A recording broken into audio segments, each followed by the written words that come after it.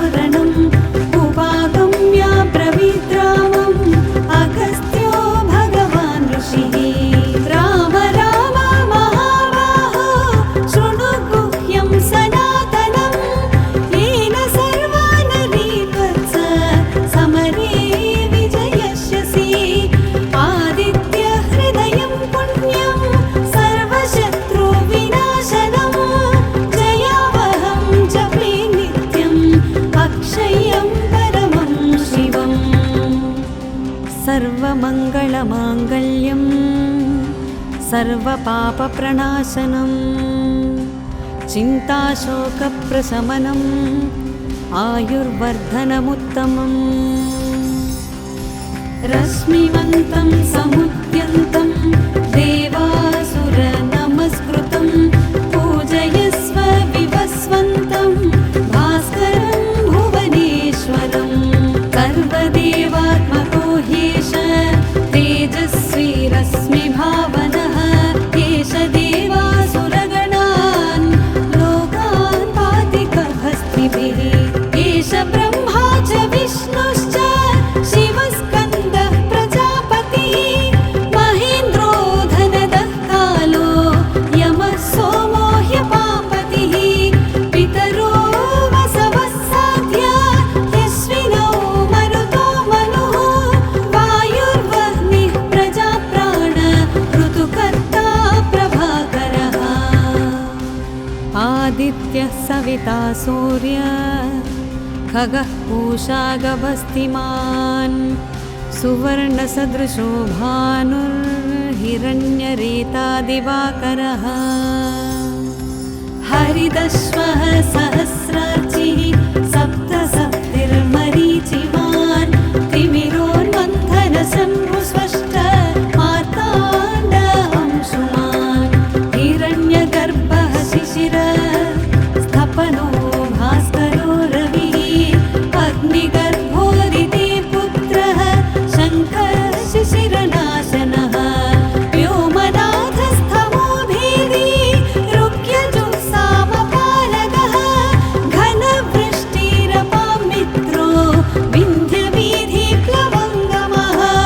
आतपी मण्डले मृत्युः पिङ्गलः सर्वतापनः कविर्विश्वो महातेज रक्तः सर्वभवोद्भवः।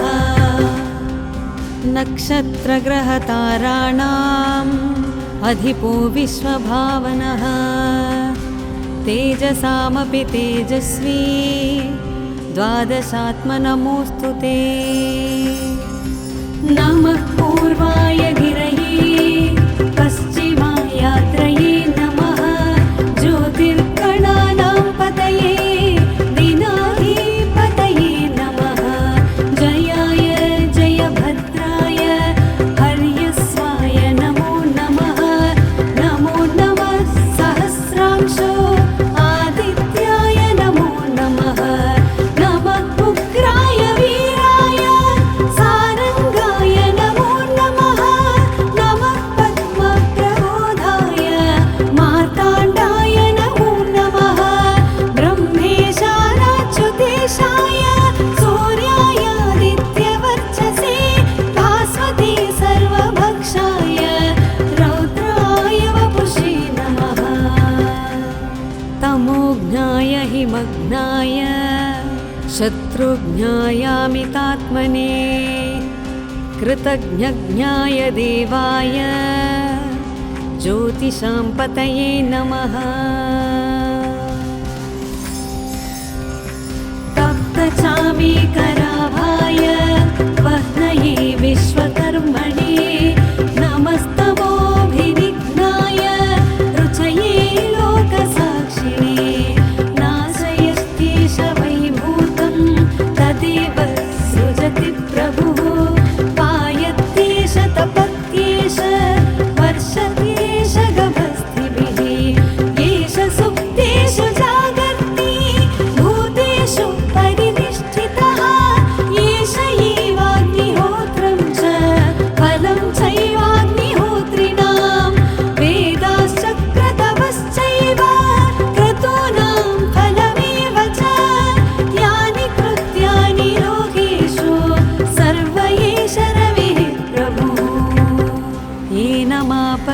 कृच्छ्रेषु कान्तारेषु भयेषु च कीर्तयन् पुरुषः कश्चिन्नावसीदति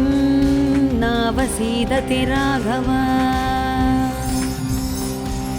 पूजयस्वैरमेकाग्रो देवदेवं जगत्पतिम् एतत् त्रिगुणितं जप्त्वा युद्धेषु विजयस्यसि। अस्मिन् क्षणे महाबाहो रावणं त्वं वधिष्यसि। एवमुक्त्वा तदागस्त्यो जगाम च यथा गतम्।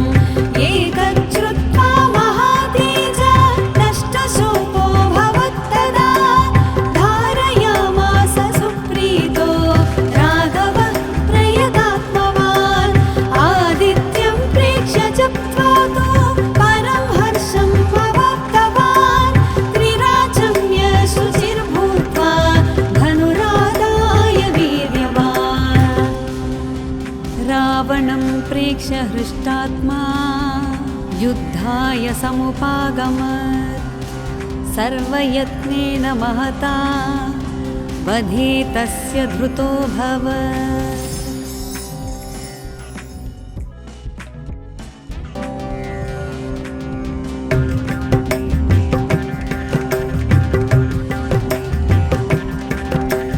ततो युद्धपरिश्रान्तं समरे चिन्तया स्थितिं रावणं चाग्रतो दृष्ट्वा युद्धाय समुपस्थितं। दैवतश्च समागम्य द्रष्टुमभ्यागतो रणम्। उपागम्य ब्रवीद्रामम् अगस्त्यो भगवान् ऋषिः। राम राम महाबाहो शृणु गुह्यं सनातनम्। येन सर्वानरीवत्स समरे विजयस्यसि। आदित्य हृदयं पुण्यं सर्वशत्रुविनाशनम्। जयावहं जपे नित्यम् अक्षयं परमं शिवम्। सर्वमङ्गलमाङ्गल्यं सर्वपापप्रणाशनम् चिन्ताशोकप्रशमनम् आयुर्वर्धनमुत्तमम्। रश्मिवन्तं समुद्यन्तं देवासुरनमस्कृतं पूजयस्व विवस्वन्तं भास्करं भुवनेश्वरं। सर्वदेवात्मको ह्येष तेजस्वी रश्मिभावनः। एष देवासुरगणान् लोकान् पाति गभस्तिभिः। एष ब्रह्मा च विष्णुश्च शिवस्कन्दः प्रजापतिः। महेन्द्रो धनदः कालो यमः सोमो ह्यपापतिः। पितरो वसवः साध्या यस्विनौ मरुतो मनुः। वायुर्वह्निः प्रजाप्राण ऋतुकर्ता प्रभाकरः। आदित्यः सविता सूर्य खगः पूषा गभस्तिमान्।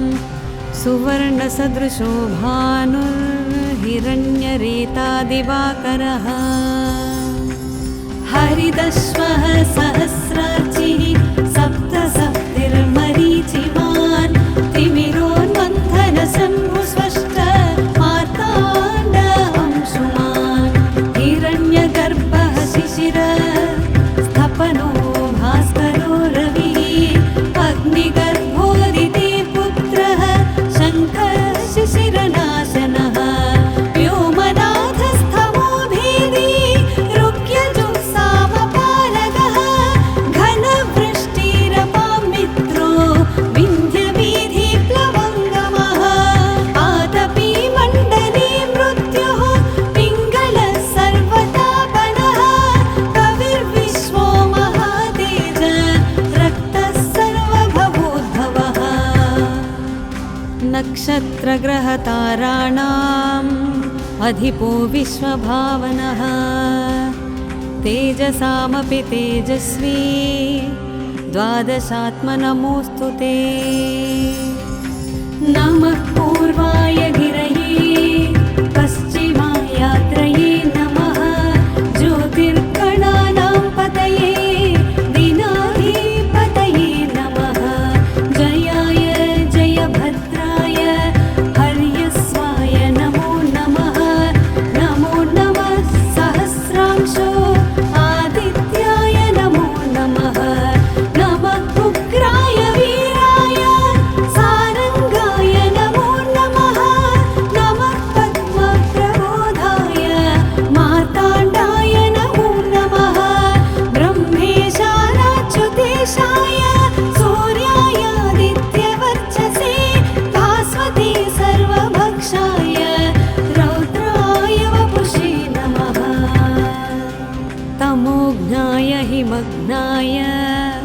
शत्रुज्ञायामितात्मने कृतज्ञज्ञाय देवाय ज्योतिषां पतये नमः।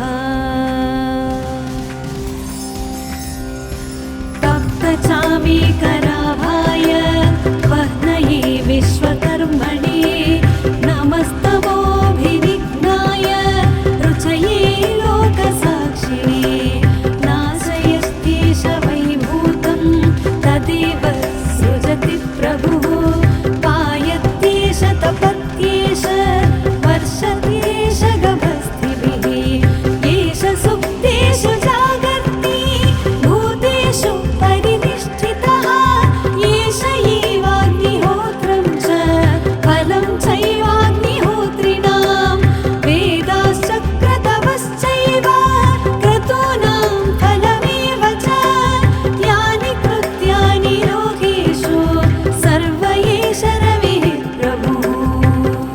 येनमापत्सु कृच्छ्रेषु कान्तारेषु भयेषु च कीर्तयन् पुरुषः कश्चिन्नावसीदति राघव। पूजयस्वैरमेकाग्रो देवदेवं जगत्पतिम् एतत् त्रिगुणितं जप्त्वा युद्धेषु विजयस्यसि अस्मिन् क्षणे महाबाहो रावणं त्वं वधिष्यसि।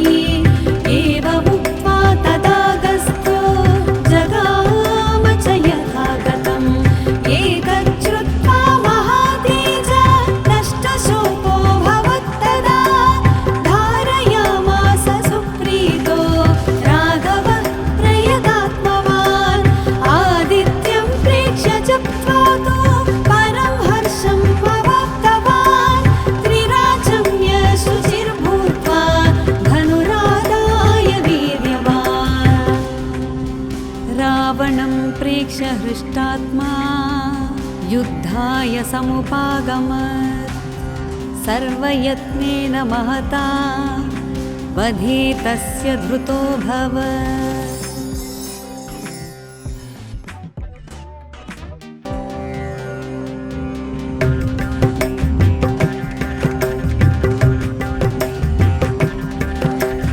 ततो युद्धपरिश्रान्तं समरे चिन्तया स्थितिं रावणं चाग्रतो दृष्ट्वा युद्धाय समुपस्थितं दैवतश्च समागम्य द्रष्टुमभ्यागतो रणम् उपागम्य ब्रवीद्रामम् अगस्त्यो भगवान् ऋषिः राम राम महाबाहो शृणु गुह्यं सनातनं येन सर्वानरीवत्स समरे विजयस्यसि आदित्य हृदयं पुण्यं सर्वशत्रुविनाशनं जयावहं जपे नित्यम् अक्षयं परमं शिवम्।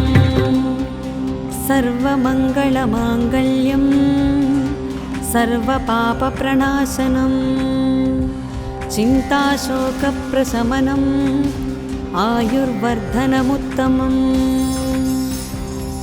रश्मिवन्तं समुद्यन्तं देवासुरनमस्कृतं पूजयस्व विवस्वन्तं भास्करं भुवनेश्वरं सर्वदेवात्मको ह्येष तेजस्वी रश्मिभावनः एष देवासुरगणान् लोकान् पाति गभस्तिभिः एष ब्रह्मा च विष्णुश्च शिवस्कन्दः प्रजापतिः महेन्द्रो धनदः कालो यमः सोमो ह्यपापतिः पितरो वसवः साध्य यस्विनौ मरुतो मनुः वायुर्वह्निः प्रजाप्राण ऋतुकर्ता प्रभाकरः आदित्यः सविता सूर्यः खगः पूषा गभस्तिमान्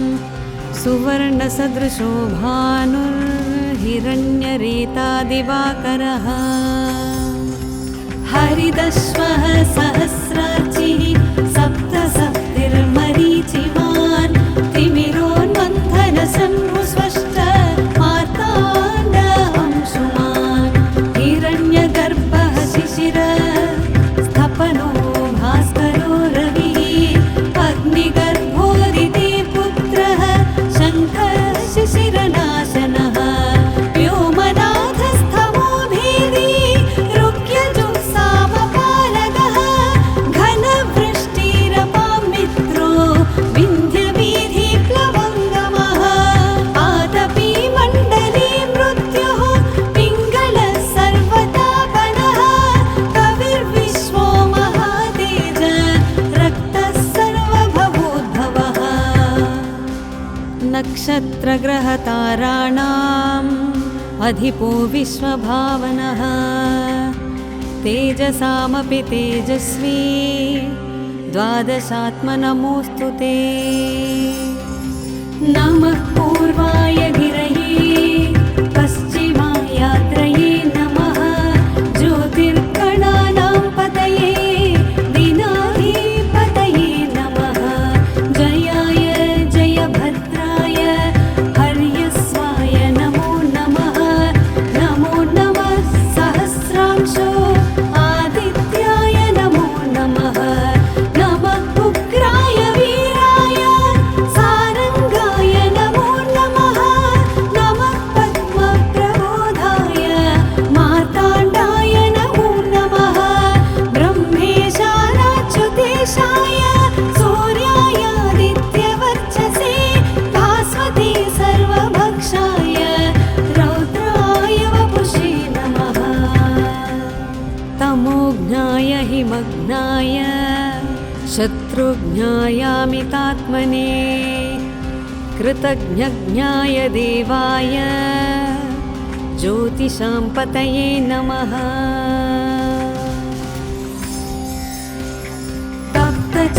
तप्तचामीकराभाय वह्नये विश्वकर्मणे नमस्तमोऽभिनिघ्नाय रुचये लोकसाक्षिणे नाशयस्त्येष वैभूतं तदेव सृजति प्रभुः पायत्येष तपत्येष वर्षत्येष गभस्तिभिः येष सुप्तेषु जागर्ति भूतेषु परिनिष्ठितः येष एवाग्निहोत्रं च फलं चैवाग्निहोत्रिणां वेदाश्चक्रतवश्चैव क्रतूनां फलमेव च यानि कृत्यानि लोकेषु सर्व एष रविः प्रभुः येन मापत्सु कृच्छेषु कान्तारेषु भयेषु च कीर्तयन् पुरुषः कश्चिन्नावसीदति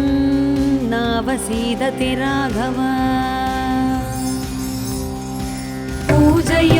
पूजयस्वैरमेकाग्रो देवदेवं जगत्पतिम् एतत्त्रिगुणितं जप्त्वा युद्धेषु विजयस्यसि अस्मिन् क्षणे महाबाहो रावणं त्वं वधिष्यसि एवमुक्त्वा तदागस्त्यो जगाम च यथागतम् एतच्छ्रुत्वा महातेज नष्टशोको भवत्तदा धारयामास सुप्रीतो राघवः प्रयतात्मवान् आदित्यं प्रेक्ष्य जप्त्वा तु परं हर्षम् अवाप्तवान् त्रिराचम्य शुचिर्भूत्वा धनुरादाय वीर्यवान् रावणं प्रेक्ष्य हृष्टात्मा युद्धाय समुपागमत् सर्वयत्नेन महता